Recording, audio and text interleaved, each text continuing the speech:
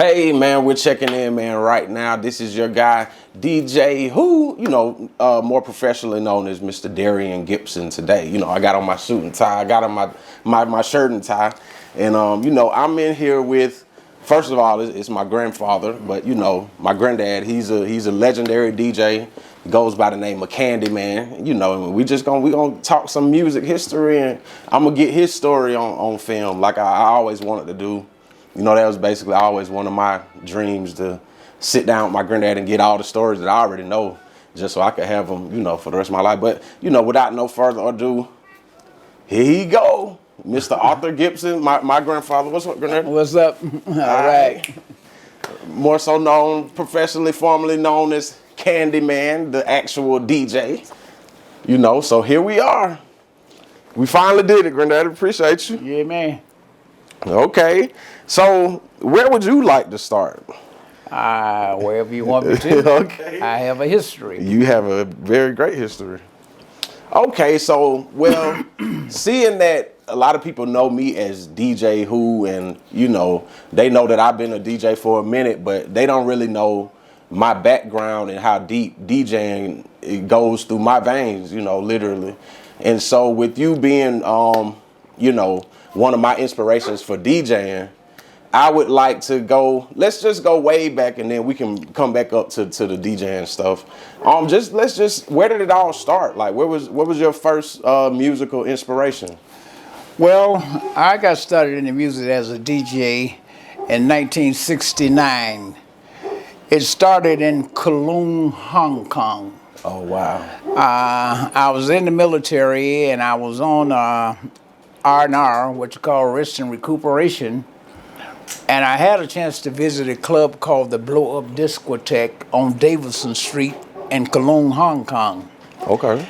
And being a country boy, first time leaving home from Fort Valley, okay, in another country in Asia, I got a chance to go to a club called the Blow Up Discotheque. I seen disco for the first time in my life. And disco to me meant that the lights were going everywhere, the DJ never stopped the music, and I'm like, how in the world are they doing that? Because it was not happening here in the States when I left. Okay. And with my curiosity and being an American, we were treated as a black man somewhat like little kings in Hong Kong. So one of the security guards came up to me and asked me, would you like to see how they do that? I said, most certainly. He took me on the stage up there where the DJ was. It was a girl, and her name was Sue. Everybody called her Sue. Sue introduced me to a mixing board, as to where the music was non-stop. This was in the year 1969. And I was there for about 3 weeks. Okay. And before I left Hong Kong, I was determined to bring a mixing board back to the United States. It took me about a month to get it, but in the meantime, during the waiting period for my mixing board to come, okay, and it came home, but I was still in the Republic of Vietnam, so I could not use it, but my mixing board was home. So I needed an amplifier. I went and bought a Pioneer amplifier. This Pioneer amplifier was equipped with 2 turntables, plug-ups. I could plug up 2 turntables. And I went and bought me 2 turntables, and the way that I started the mixing on the amplifier is that each turntable had a button that I could push from one side to the other. okay. That's how I started my first mix. Then I got into my board. My board and everything was here. And back during that time, it was about how loud your music is. I wanted the loudest music in town. I started out probably with about 10 home speakers. I got introduced to my first club called the Amvets Club. I went over to the Amvets Club. I took my sound system over there, which basically was a home sound system.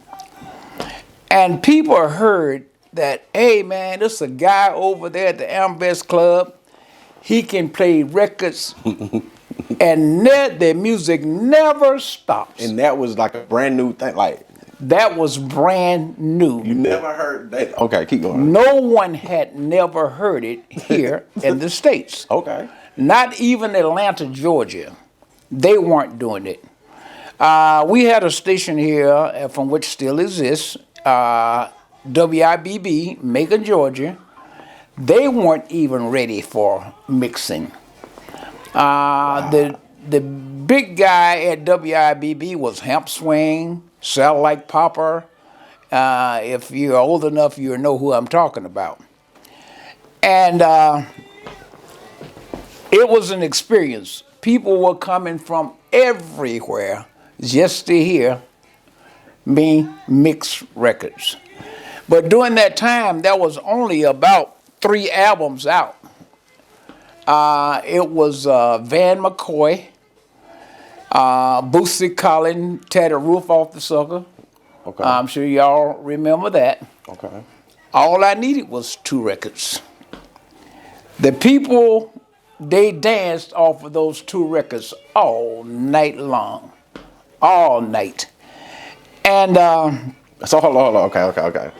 And so this is going great. I just want to bring it back just a little bit. So, okay, so you had your equipment waiting for you to come back from Vietnam, right? Right. So when you first got back from Vietnam, you was ready to practice, you was ready to play. Like, so when you got back from Vietnam and you started to, plug up your equipment and started to kind of feel how to work it, still nobody had ever... you playing with some technology that's not even thinking about being out over here. not even in the States. Wow. It was not even in the States. Not in the South, anyway. In the South, okay. In the South. As a matter of fact, you would think Atlanta was ready for everything. I went to work at a club. I had more people to come down every weekend from Atlanta, Georgia, to Roberta, Georgia, just to hear the DJ play mixed records. And this place I'm talking about, we're not talking about a place where we're talking about 200 or 300 people. We're talking about 1,300 and 1,400 people per night. That's how many people would come out just to hear the DJ mix records. Yeah. It was a success. Okay. Wow. Okay. Wow. So now here we are. So now how was it? Just keep going. I don't even know what to ask. I want you to just keep telling the story. Well, anyway. So now we in the 70s. And you got the 3 hot records: Bootsy, Van McCoy. What was the other record? Bootsy, Van McCoy. We had James Brown. We had a selection of everything, but the majority of the records that time was 45s. Okay. The 45 record. The little ones. Okay. And you could get an album. Right. And later on, as things progress, the music industry began to come out with the 12-inch. The big ones. Yeah, the 12-inch record. And what the 12-inch record was, it was just an extended version of the original record. And that even played a big role in the music entertainment, because the question was then, how do you get that record to play so long? It was a 12-inch is what it was. Oh, okay. Okay, if you could not find the 12-inch during that time, you bought 2 45s of the same version. And you would begin to shift from side to side. Now, the first mixing board that I ever bought was a Newmark. It was about the size of a laptop computer. And I graduated from that. I went to Bill Music Company in Macon, Georgia, they had now come out with a suitcase. It was about the size of a suitcase. And in that suitcase, it consisted of 2 turntables, a mixing strip, and I purchased one. Took it to the club. My first party was a party for the CB Club. Back then, everybody had CBs in their cars. That was a big thing. What's a CB? CB is one of the radios that truckers use in their trucks. Oh, okay. And everybody who had a vehicle had a CB in their car. Okay. And what they wanted to do was every weekend they found somewhere to go. And during that time, I had a friend who said, "Hey man, I got a club down there. Would you like to run it?" I said, "Yes, I'll run the club." And I took myself down there and I hooked it up. And the CBs, they found out that I was down there. Man, it was unbelievable. We had people from everywhere. That's the 3 Flag? No, this was at the place called the Paradise. Where city is this in? This is in Fort Valley. It's Okay. located, the Paradise was located out, you know where the projects are? Indian Oak way? Over, That way? Okay. there's a road that goes all the way down there. It used to be a peach orchard, a dirt road. Okay. The club was at the end of that road down there. Matter of fact, it was one of the first clubs that ever existed in Fort Valley. Wow. But remind you of some Idlewild stuff. Like it's an Outcast movie. They got Idlewild. Yeah. And it's like the setting is like in like it was later than what you were talking about, but they talking about like in the 50s, and they just had like a juke joint. Yeah. situation. You could say that, but I converted it. Okay. I converted it into what I thought was a nice place. I took aluminum foil, lined up all the walls with aluminum foil, made it look a little elegant, and people really enjoyed it. And I had a lot of experience as far as entertainment goes. Entertainment started in my family with my father. I don't know if you're familiar with the movie called The Jerk. Okay. You ever heard of The Jerk? I've heard of it. I need to watch it. His name was Steve, what's the comedian name? With the white hair. Steve. Anyway, Yeah, I don't know. he was a star in the movie. And this movie was about, it started out with a lot of black people on the porch playing instruments. And the first time I seen that movie, it was like, if that ain't my house when I was growing up, I don't know what you call it. Okay. My father played instruments. My father played every instrument that you could name. I'm gonna tell you some things. He played a jew harp. If you familiar with a jew harp? No. A jew harp is an instrument that you put in your mouth between your teeth, and it has a little tin clip on it. You actually got to play it like you're playing a guitar. Okay. He played trumpet, and one day he came home. He brought home a bass guitar. You seen the bass guitar that stands on the floor? And can you imagine what I'm talking about? Yeah, like The big one. is it the cello? Yeah, well, anyway, he played that. We thought it was his, but he was good enough that people who own string instruments would bring it to him for him to tune their guitars. Now, on the Saturdays, we had a guy to come down with a tin tub. We had a guy to come down with a rope board. We had a guy to come down with a harmonica. We had a guy to come down.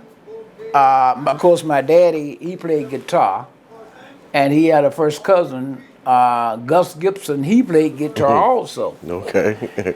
And on Saturday, me being a young boy, let's say 10, 11 years old, my front yard would be packed with people dancing in the yard on a Saturday evening.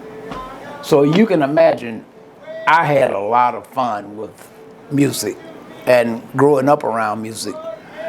And my mother, she used to sing. Okay. Sometimes we used to wonder, hey, where's Mama? Where's Mama? Mama is in Ohio. What Mama doing in Ohio? She and Miss Sarah gone down there to go on to a church so she can sing. That's how well she was known. Her name was Ida Gibson. My father's name was Godfathers Gibson.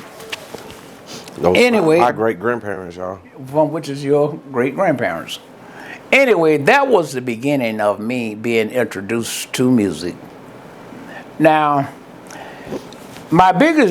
after leaving the Paradise, I got hired at a place called the American Legion. That's where the first one started, at downtown Fort Valley, the American Legion. Downtown Fort Valley was nothing but one door to the next clubs. Must have been 10 clubs down there one time. Downtown Fort Valley, on the back street, right there where Dollar General is at now, in that area, Major's Barber Shop and all. All of those, from one corner to the other, was nothing but clubs. For real? You walked out of one door into another one. Wow. In the what years was that?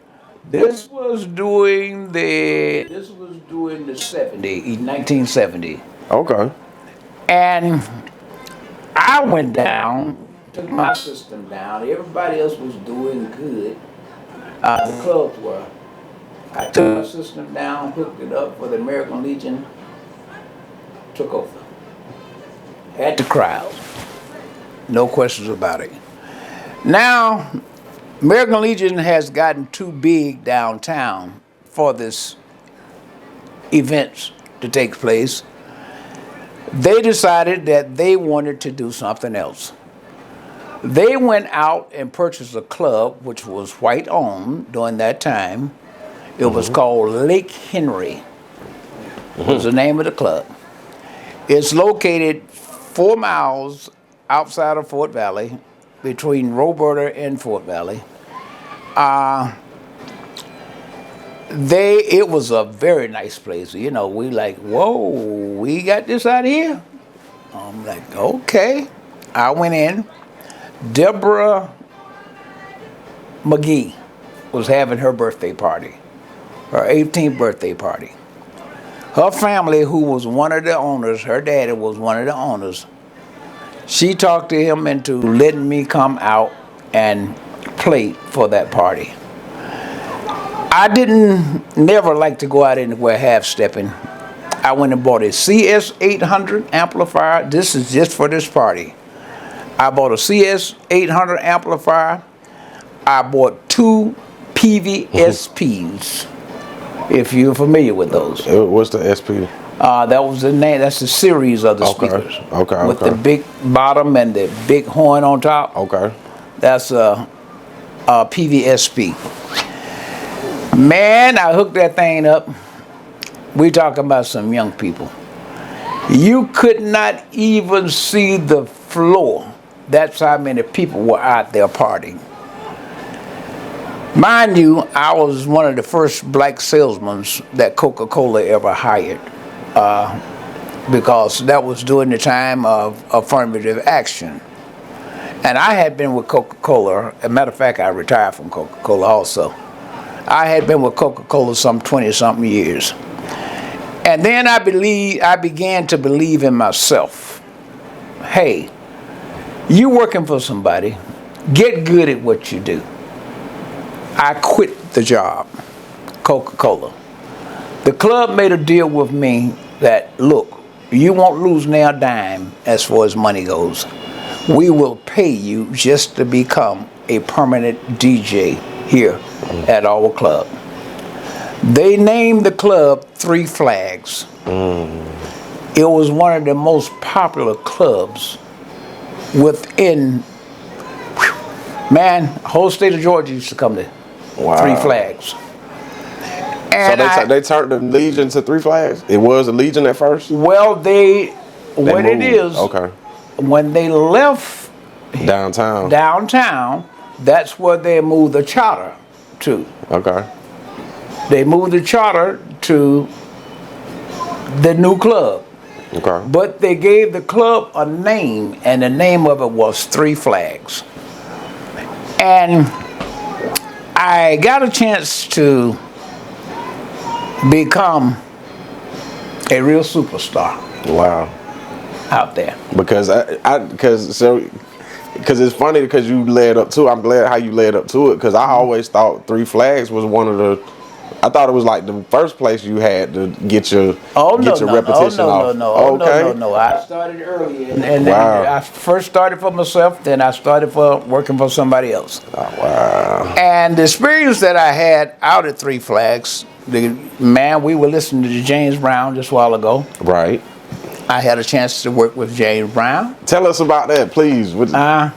Tell us about the whole day. Just give a little 5-minute story about the beginning of the day, when he pulled up, and when the show happened. Just everything. Okay, the way that James Brown came into the picture, I know that everybody's familiar with the late great Otis Redding. Right. Otis Redding had a brother. His name was Roger Redding. Okay. Roger Redding was one of the biggest promoters that there was during that time. Roger had the connections with all of the big time stars because through his brother Otis Redding. Wow. Okay. Correct me if I'm wrong, CJ. Who that? That would be Okay. Otis Redding's son. Remember Tremaine used to work with him? Okay. You remember? I slightly. But okay. I didn't know They used to do some things together. Okay. I think I got it right. CJ, AJ, but if you ever see this, you know what I'm Is it talking AJ? about. I don't know though. But I don't know. anyway. Roger would keep once a month an artist coming to the club. Wow. I got a chance to work with James Brown. I got a chance to work with Bobby Blue Bland. Got a chance to work with Lattimore. Got a chance to work with Tyrone Davis. Got a chance to work with Clarence Carter.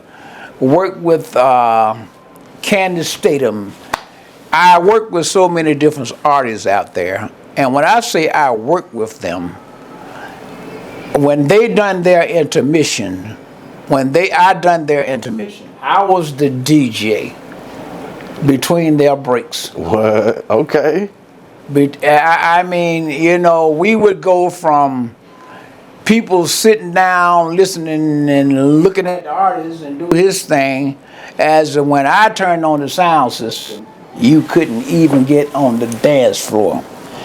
And that club went from one dance floor in the beginning to 3 dance floors in the end.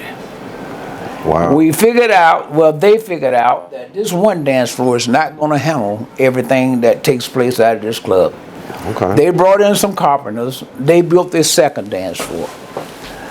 That lasted about 3 weeks. After that second dance floor was built, they said, wow, we still don't have enough room.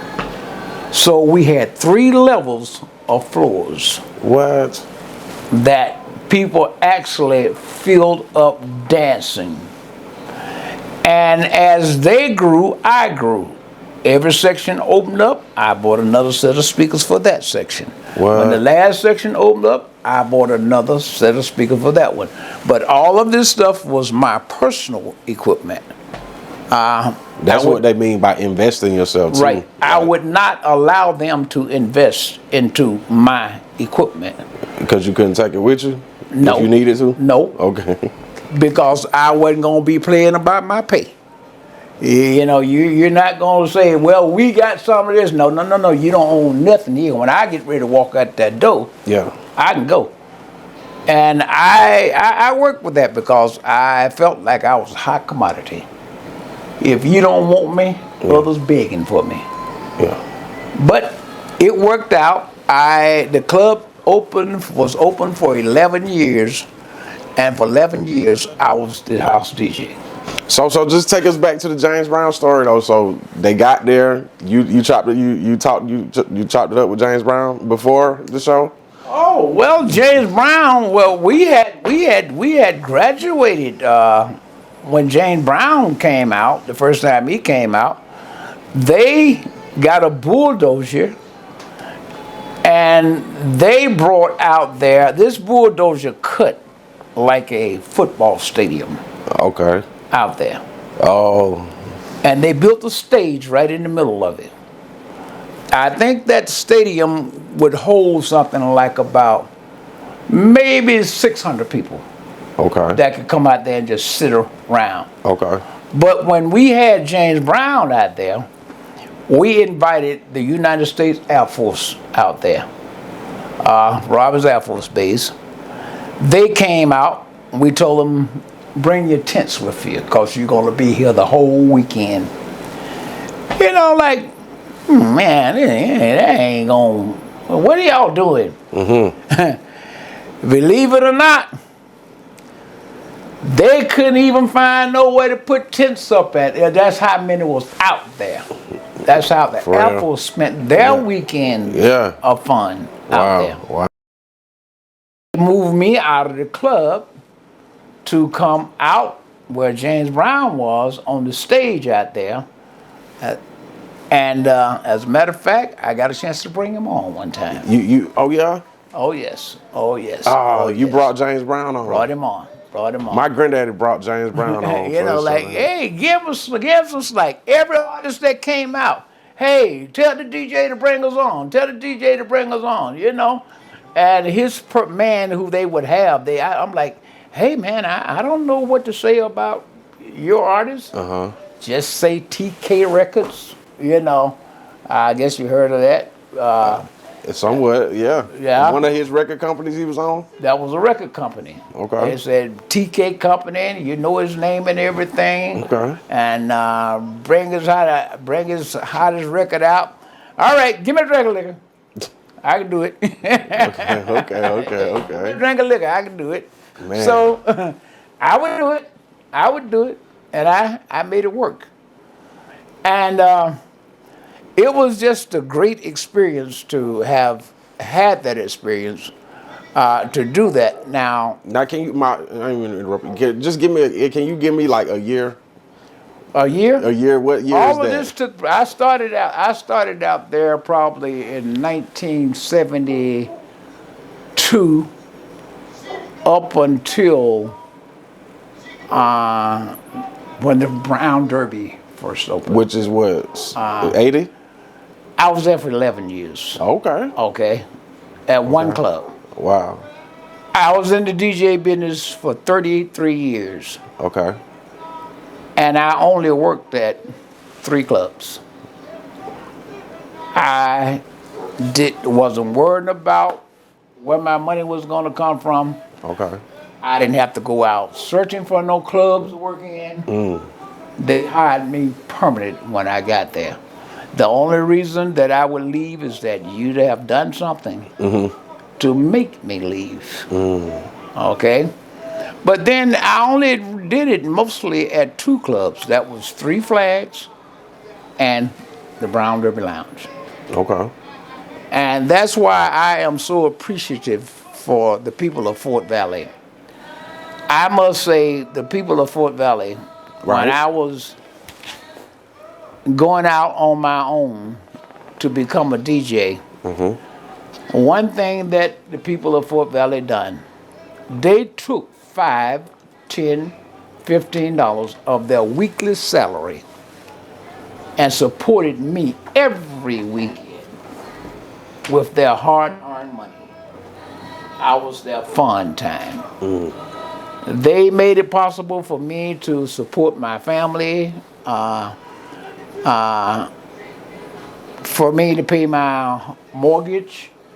I was taken care of. And that's why, Fort Valley, I love you to this day, and I'll never forget you. And anything I can do for the people of Fort Valley, holler at me. You know, CANDYMAN love you, and I know y'all love me, so we good to go with that. Now, That's good. where would you like to go? Okay. Hey man, that's that's good, man. So okay. So Let me okay. remind you of this. I was not a standalone. There were two people who worked with me during my career, my DJ career. His name was Cleve Solomon, and of course everybody know the big man, which is Mr. Marvin Crafter. He's dead and gone now, but that was my true friend. Marvin Crafter was a young man clocking in about 410 pounds.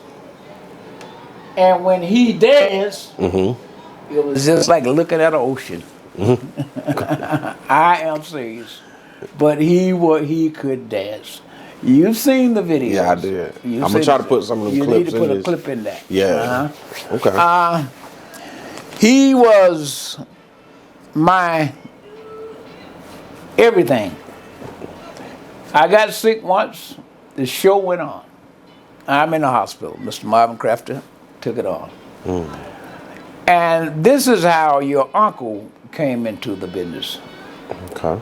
DJ Tremaine. Okay. DJ Tremaine was living over. His parents and I, we were divorced. Tremaine would come over to my house every weekend. And he wasn't doing very well in school at that time because he was just being a young boy. Right. And I found out something that he was interested in. He was interested in being a DJ. He wanted to be like his daddy. Right. I gave him 2 turntables and an amplifier and a speaker. I put him in a closet in the back room back there. And he worked with that thing every weekend. And he didn't know that I was listening to him.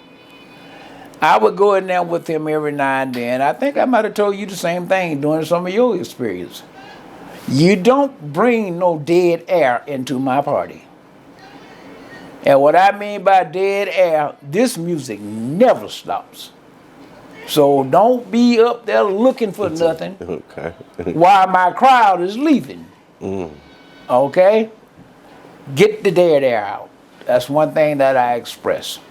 Another thing that I express is that, and it's happening these days, any DJ who worked with me, you did not curse on my microphone.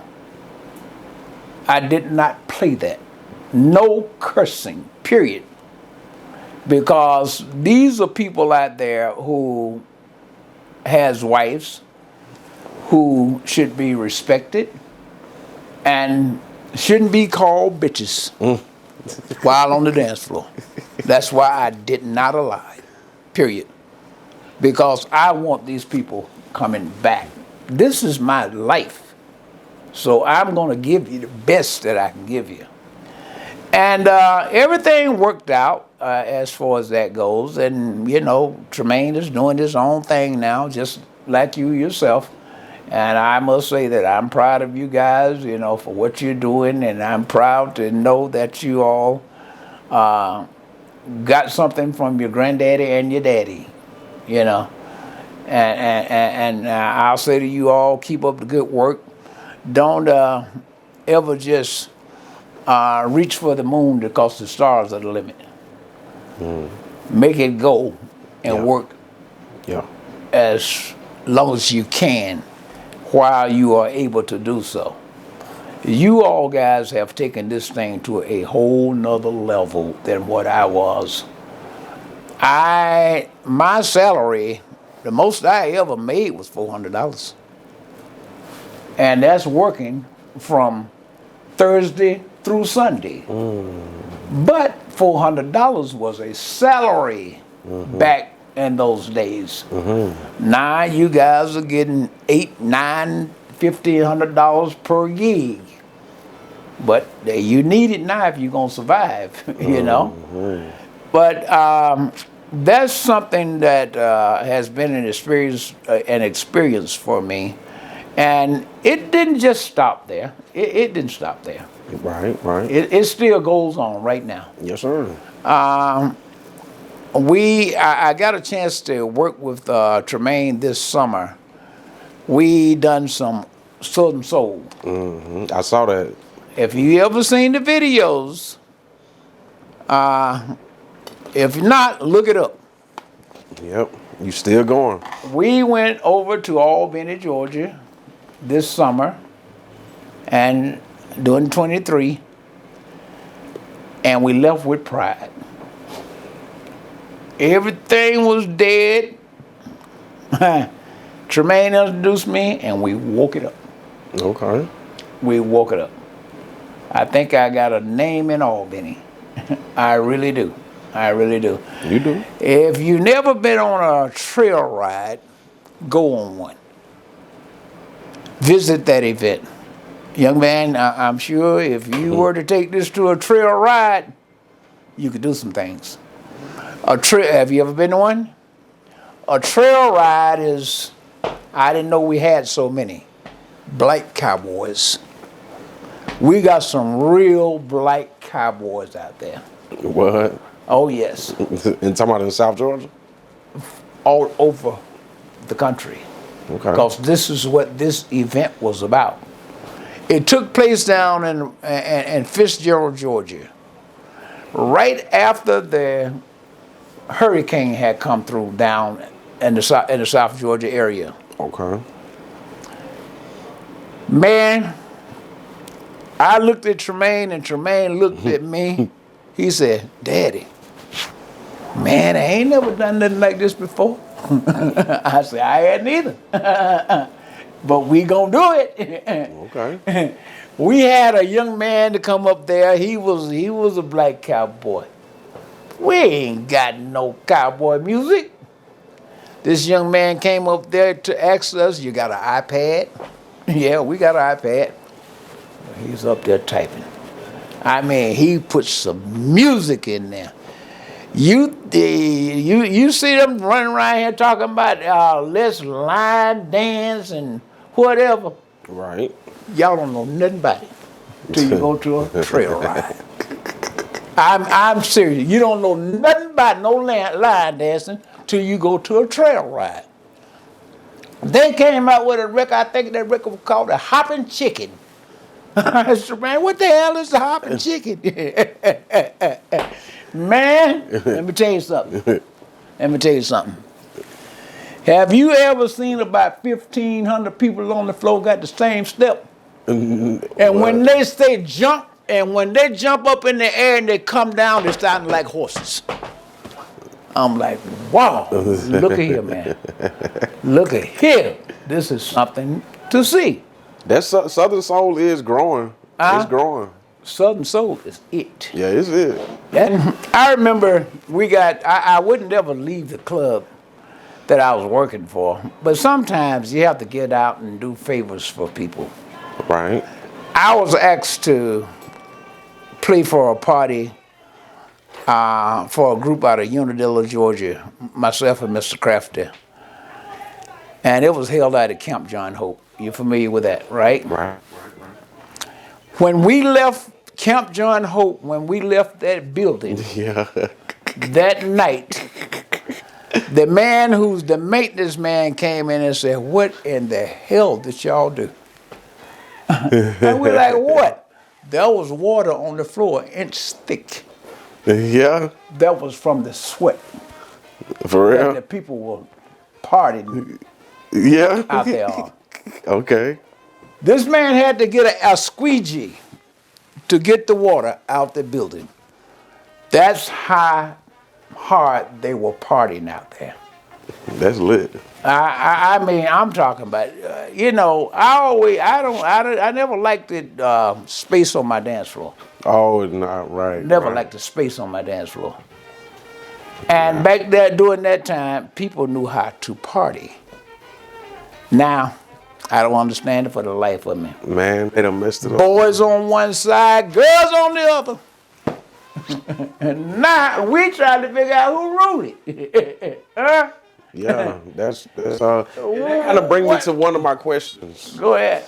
And I'm not saying this will ruin it, but you saw everything happen, right? So we went through some of my questions already, but one question to where that kind of led me to.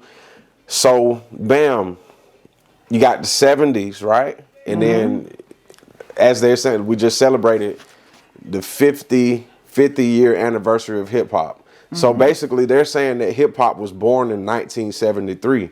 If this is the 50th year anniversary. So the question is, right? It's a question / I'm going to make a statement that I want you to just expound upon. The growth of hip hop, the growth of the DJ leading to the birth of hip hop.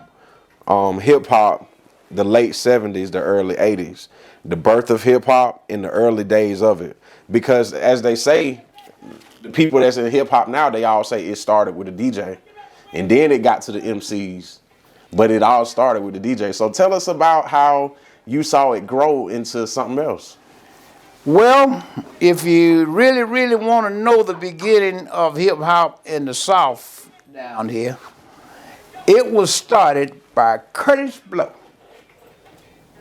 Okay. If you find the history of it, you'll find out that he has always been known the king of rap.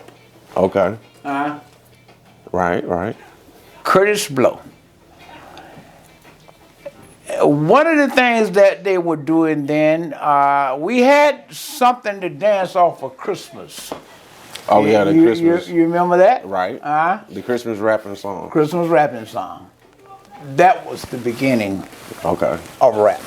Now, so what they say is basically before rap, right? They were saying it started with the dance, and they were saying that they, just like you said earlier, they'll have a record to where they say they'll have like a James Brown beat where the beat break down. You play it on this and you just keep playing it back and forth. For 10 minutes, you'll play the same beat, the break beat.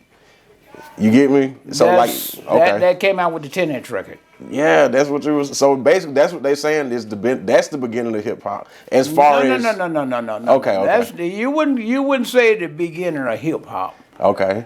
When you are saying about the record just going back and forth, right? Yeah. That's when the technology started coming in on plastic, as to where you had somebody in a studio just mixing the same record over and over again, but they began to put it on a big disc, plastic disc. Some of them were on a 45. The record may be 3 minutes and 20 seconds long. When that same record came out on disc, that record could extend 16 minutes nonstop, and you would never know the difference. But that was where your mix masters come in in the studio. Wow. So that's how that came about. Now, see, hip hop is just a saying for they've taken it from R&B to hip hop. Okay. It's just how you want to classify it. You got what I'm saying? Right. So I would put it in the R&B category. Right. When you take P. Diddy in the game, I put them in the rap, hip hop, rap. Okay. That's it. And see, when you say, if you want to be a Southern Soul DJ and you want a crowd, advertise R&B, then they know what's going on. Young people, excuse me, all young people, y'all know how to party.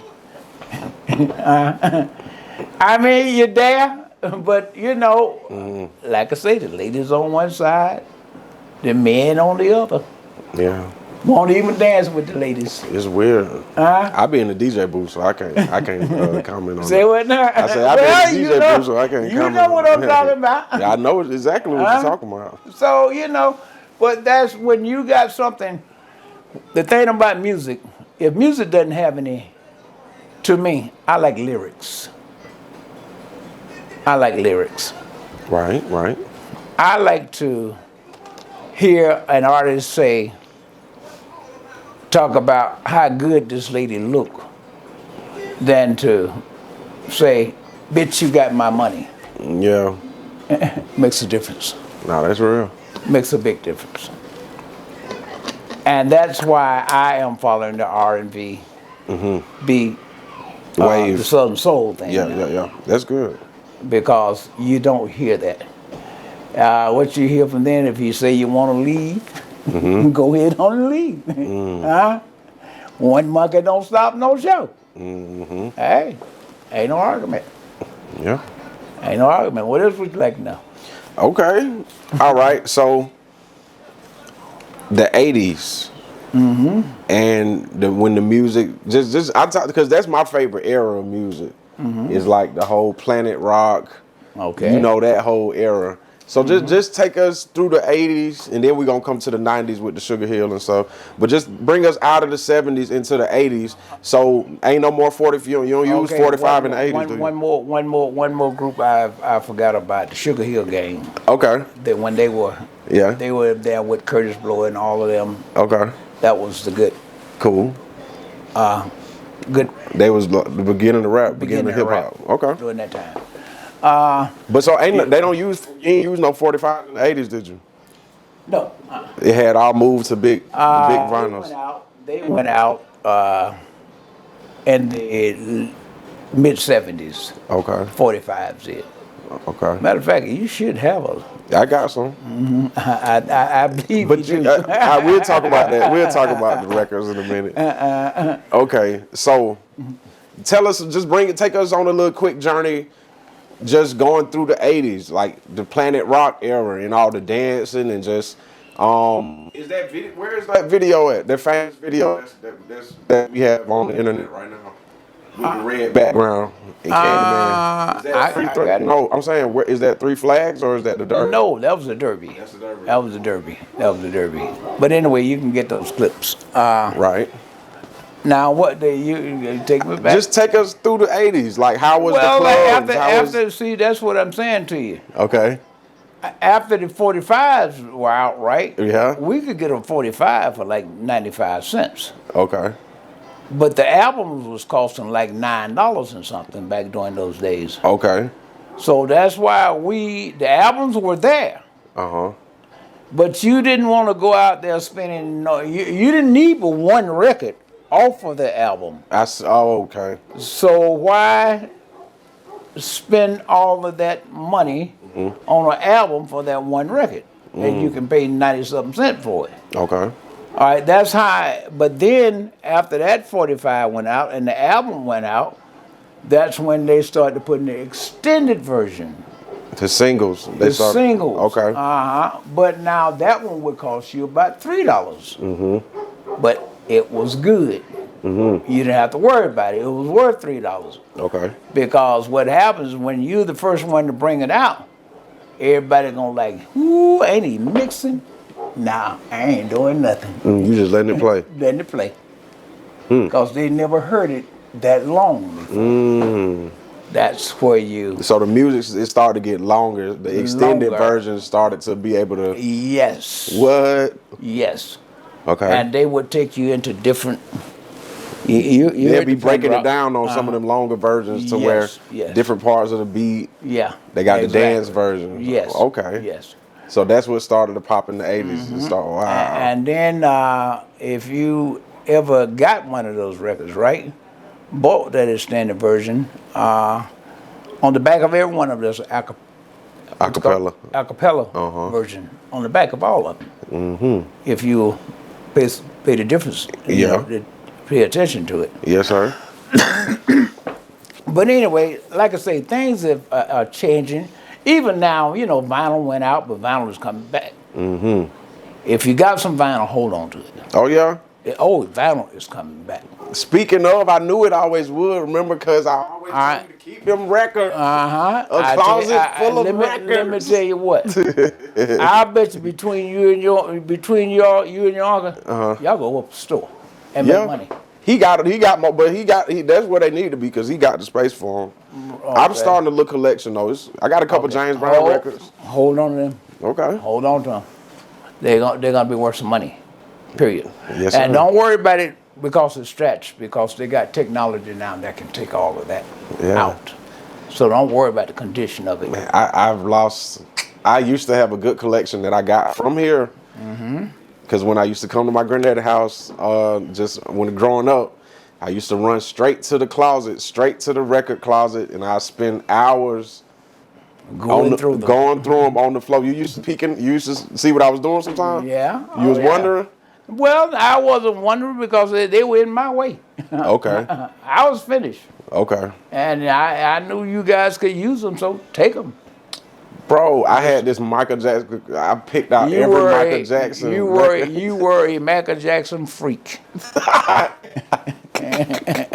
And you still are a Michael Jackson freak. I say a study. I say it's just a study. Nah, you learned to dance like him.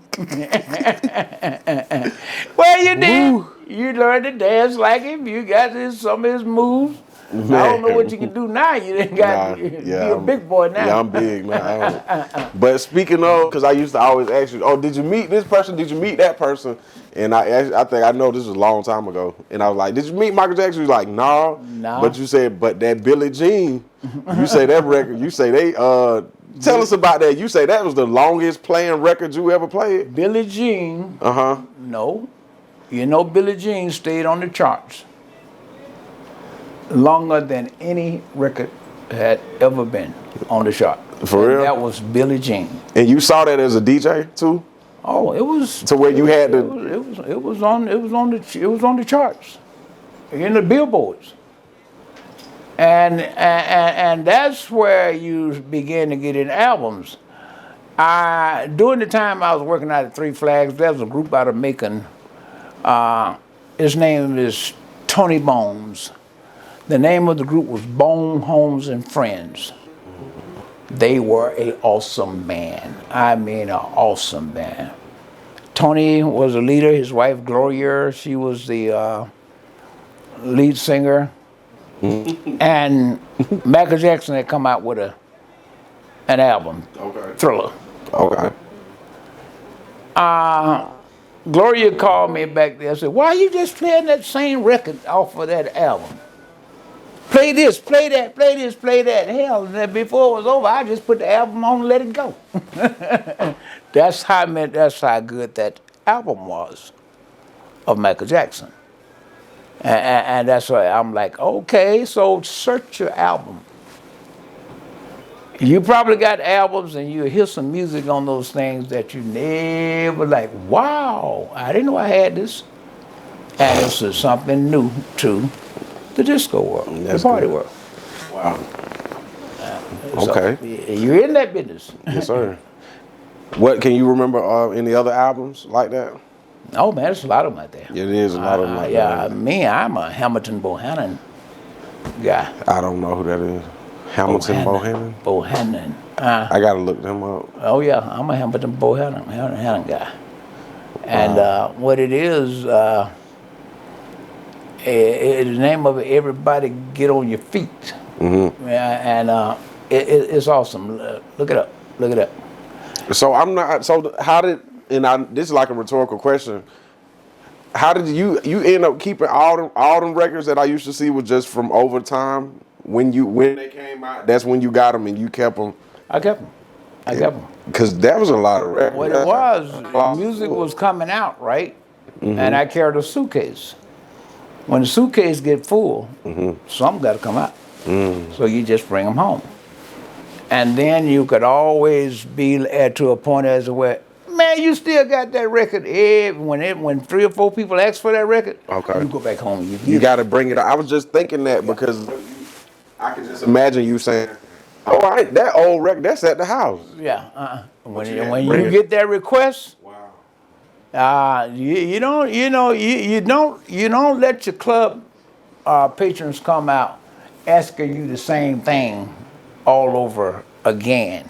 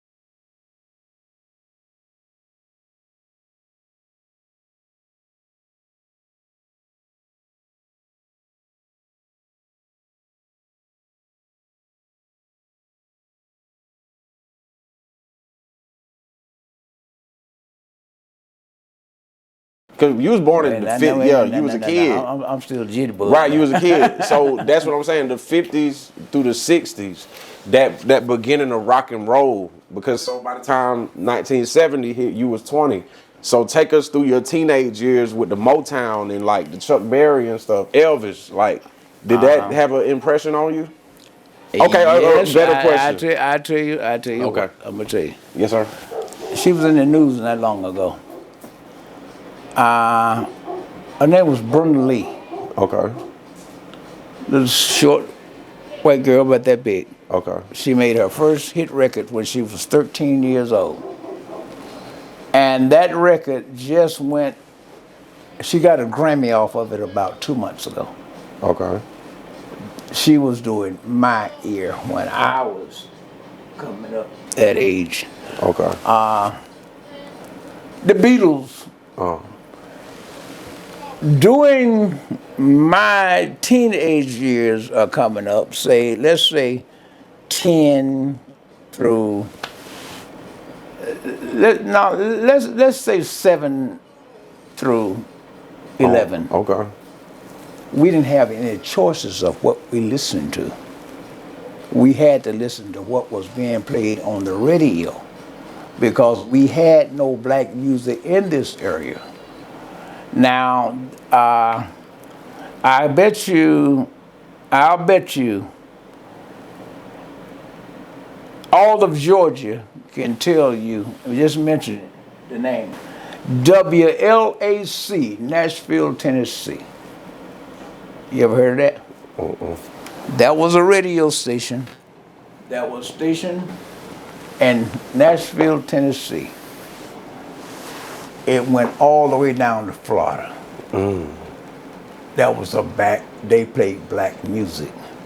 If you didn't have a good radio to get that station, you didn't do it. Okay. But now my listening to music and listening to the radio, where I was raised at, I was raised in like what you call the houses were 3 feet apart.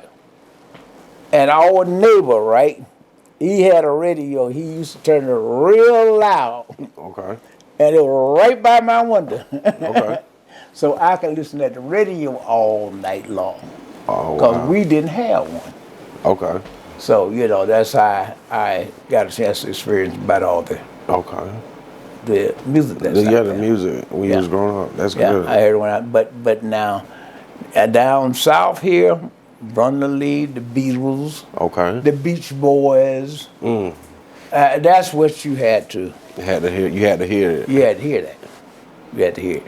Now, when did you discover that there was a lot of black musicians that was out there too? Ran that record, Mohawk. WLAC, Nashville, Tennessee. Oh, okay. Yeah. Wow.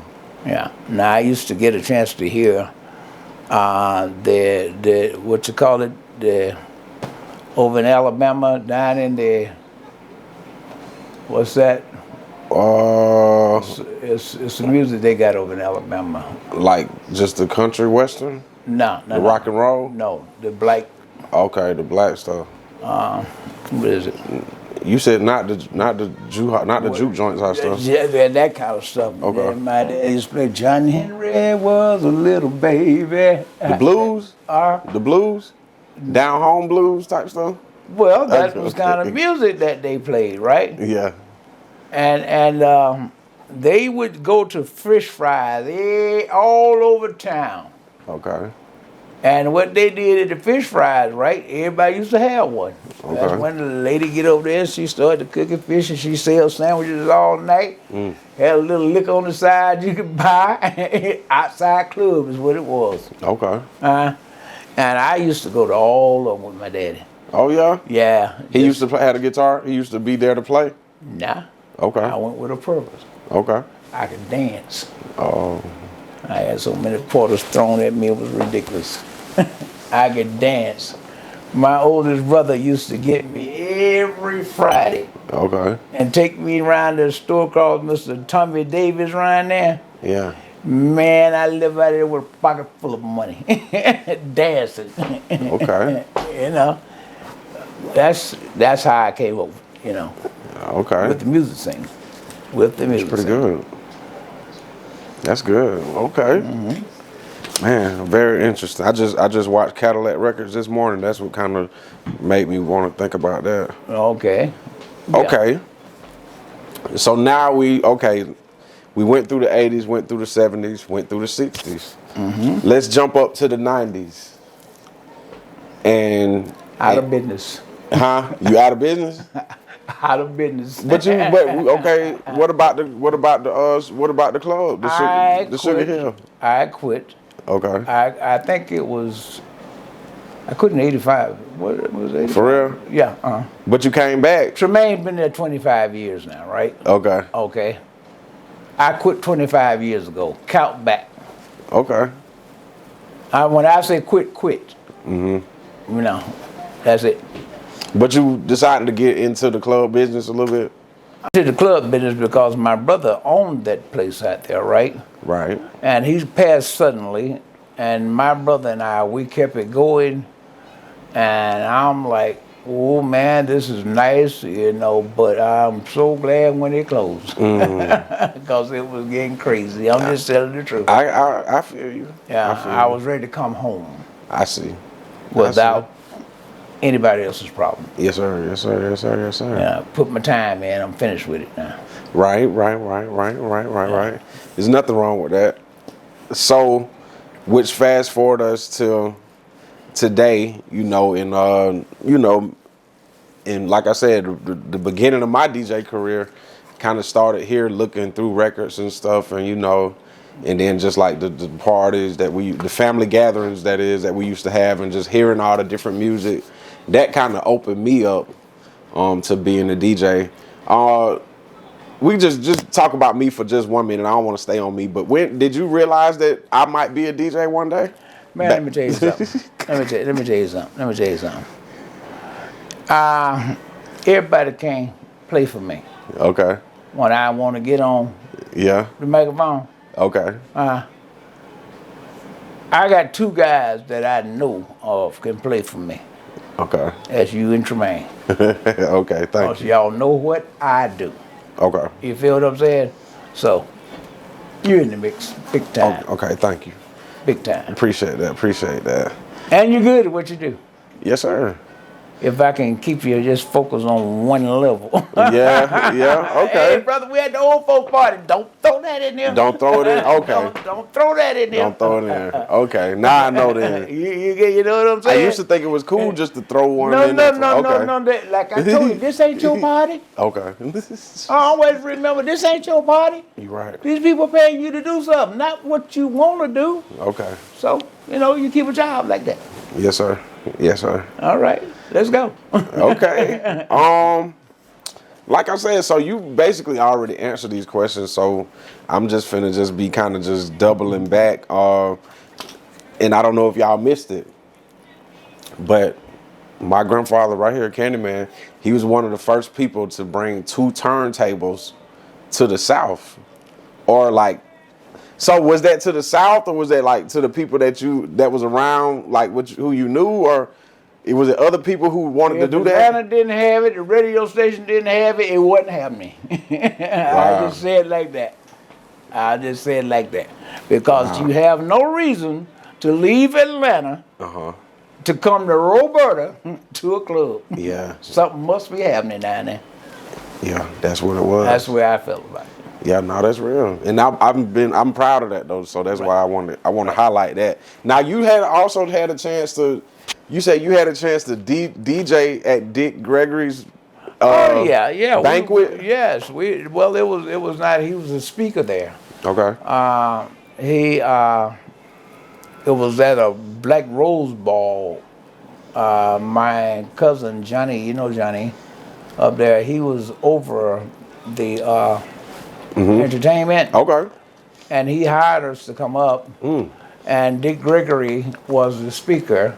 Wow. And we got a chance to do the music during that event. I even took some photos.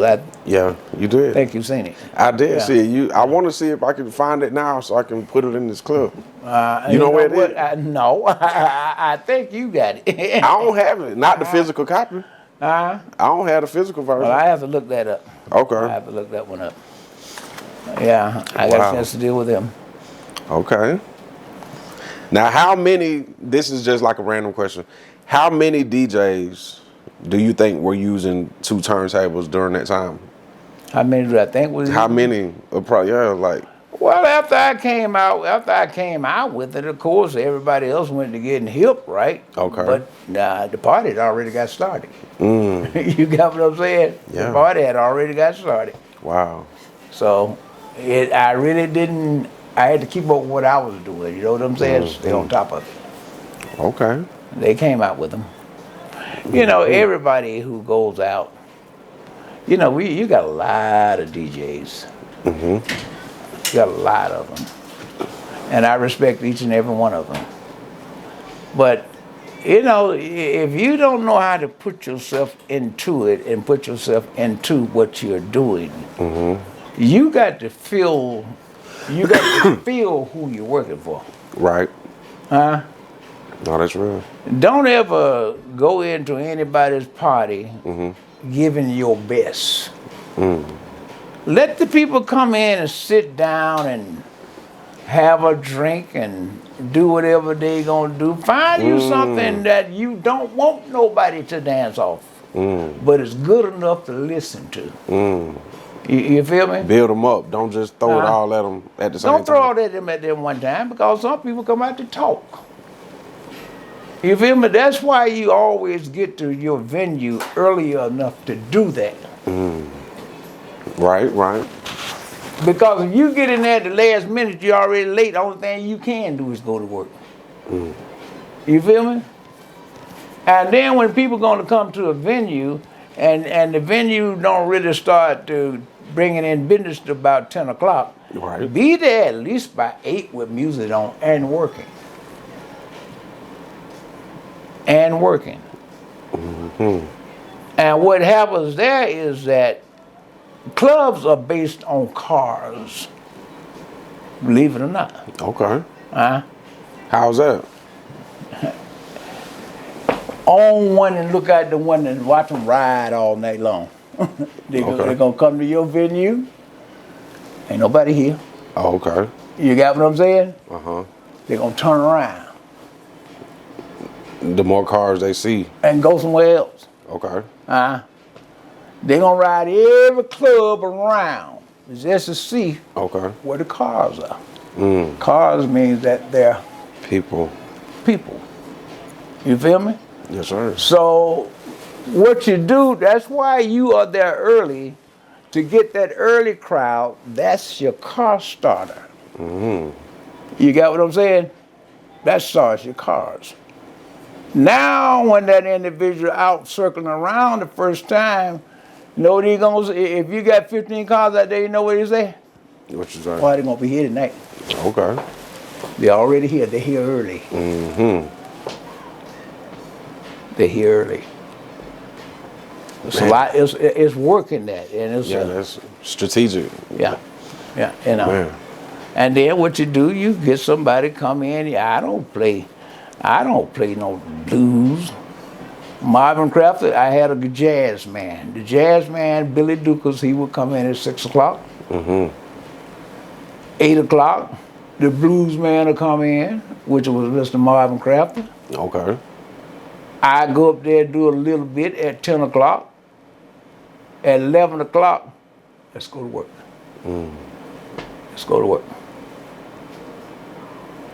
But 11 o'clock, it's time to go to work. Club full now. Nobody want to hit no more blues.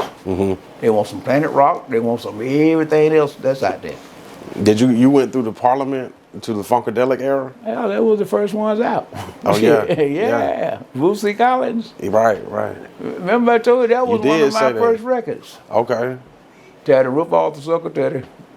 Wow, man. That was them. We want the funk. Yeah. Yeah. That was that. They was a new birth. Okay. Hey, man, please. Please. Man, I wish Janis Joplin. Okay. See, we used to do all that.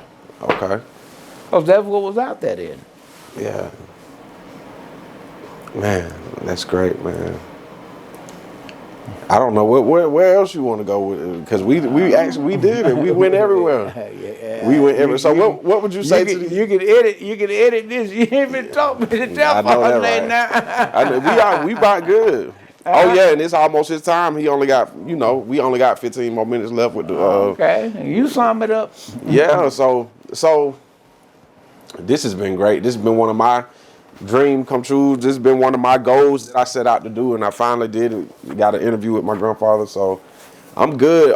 What would you say to the newer DJs out there who just now coming into DJ? They don't have all this rich history like I got. What would you say to somebody that's new and they just now starting off as a DJ, but they might have a little emotion or whatever? Give them what kind of jewels would you give that type of DJ?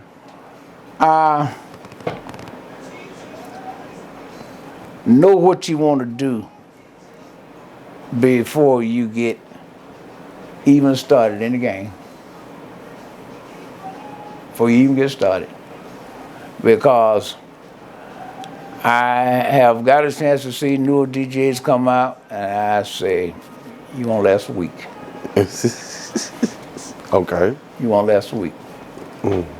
First of all, you don't know what you're doing. You feel me? But now you can take another man DJ that same age, right? And sit him beside them. He go in there and go quick. And you know what he's doing? What? He waiting for the boss. Whoever hired him. Whoever hired him.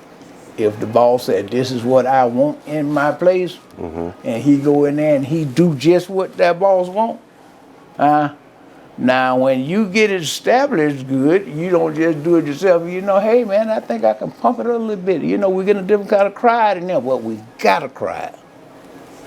You got me?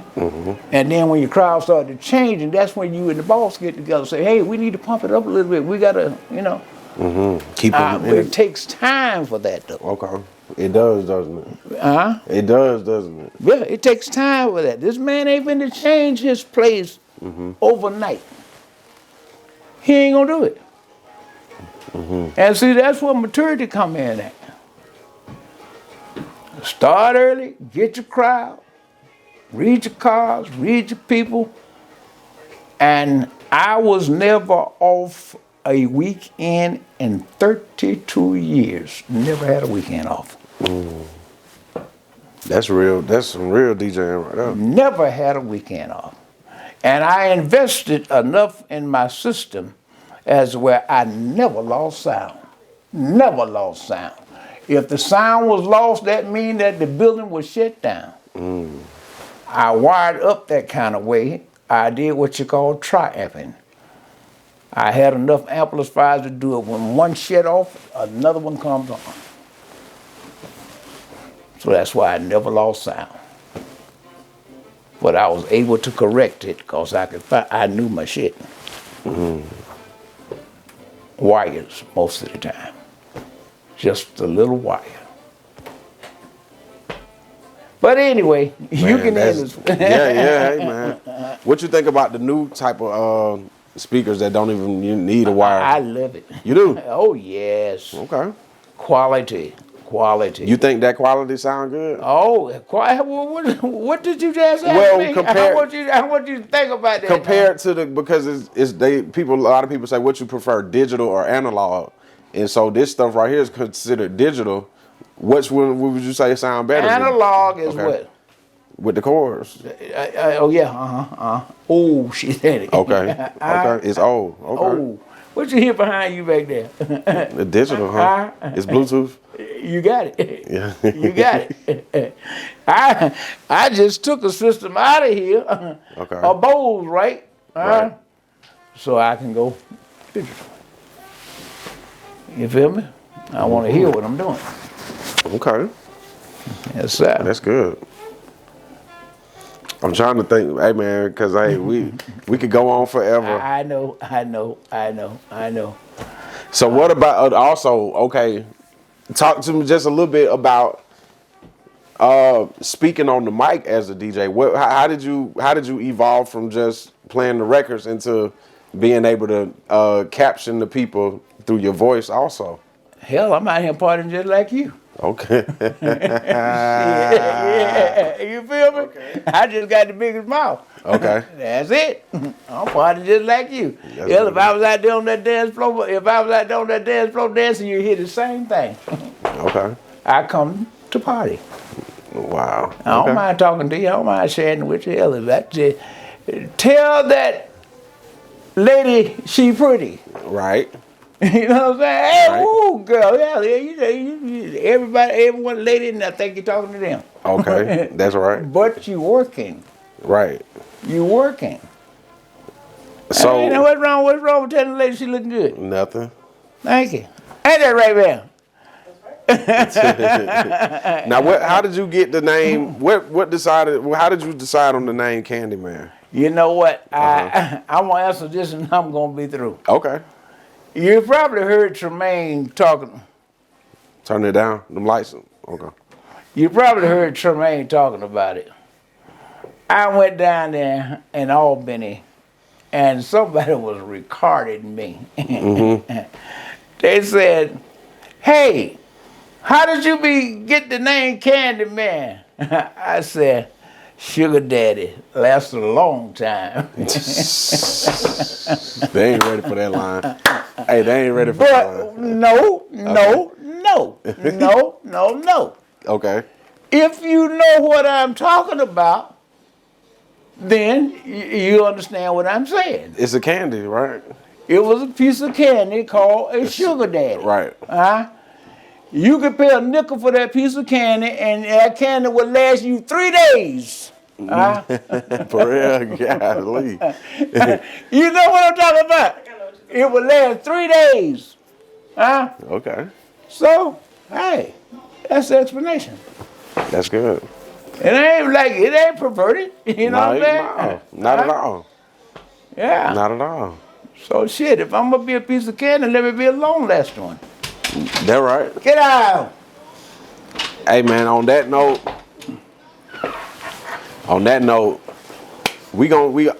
matter of fact, hey y'all, this is the last couple hours of 2023. It is New Year's Eve right now, so we're gonna get our evening wrapped up, man. You know, we're gonna bring 2024 in the right way. So that's what we doing. That's what we got going on. I got that bottle. I meant to pop the bottle on camera, but it's all right. I'm gonna save it for after camera. Granddaddy, appreciate you, man. Oh yeah. Anytime, son. Yes, sir. Love you, young man. Love you too. Love you. All right. And okay, sweetheart. that's been another episode. You know, all right. In the mix with DJ Who, fooling at the Fault Shop, man. We're doing all that. Lawrence Ray, what's happening, man? Okay, yeah.